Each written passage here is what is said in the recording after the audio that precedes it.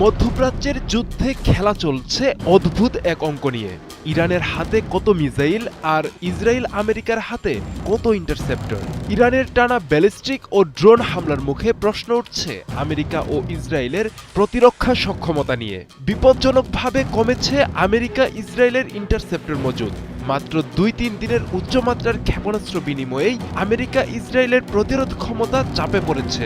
কারণ একটি ক্ষেপণাস্ত্র ঠেকাতে প্রয়োজন হয় ২ থেকে ৩টি ইন্টারসেপ্টর।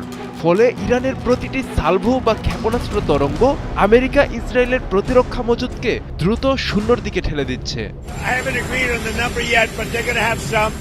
আমেরিকা ইসরায়েলের প্রতিরক্ষার মূল ভরসা থার্ড বা প্যাট্রিয়ট। ২০২৫ সালের জুনে ১২ দিনের যুদ্ধে আমেরিকা প্রায় ১৫০টি থার্ড ইন্টারসেপ্টর নিক্ষেপ করেছে, যার প্রত্যেকটির মূল্য ছিল প্রায় $১৫ মিলিয়ন।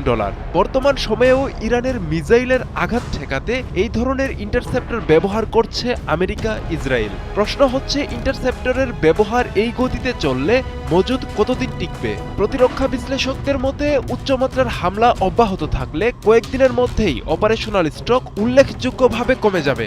উৎপাদন বাড়াতে সময় লাগবে মাসের পর মাস।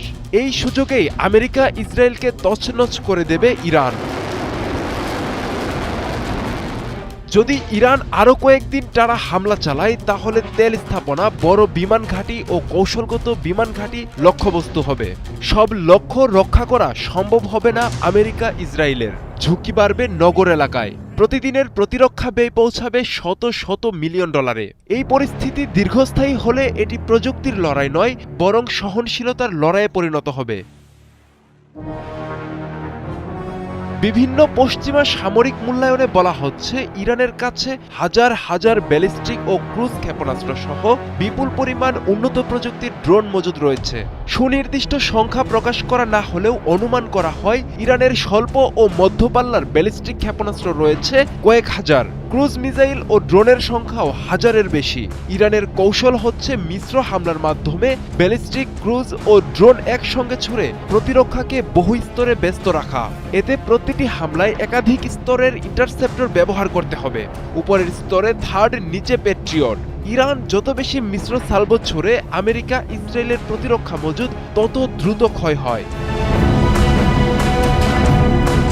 যদি মার্কিন ইসরায়েলি প্রতিরক্ষা কয়েকদিনের বেশি উচ্চমাত্রার চাপ সামলাতে না পারে, তবে তা উপসাগরীয় অঞ্চলে মার্কিন নিরাপত্তা ছাতার উল্লেখযোগ্যতায় আঘাত হানবে। তেলবাজারে অস্থিরতা, বিমা ব্যয় বৃদ্ধি, জাহাজ চলাচলে ঝুঁকি, সব মিলিয়ে অর্থনৈতিক অভিঘাত হবে বৈশ্বিক। এই সংঘাতে সবচেয়ে বড় প্রশ্ন, কে আগে ক্লান্ত হবে?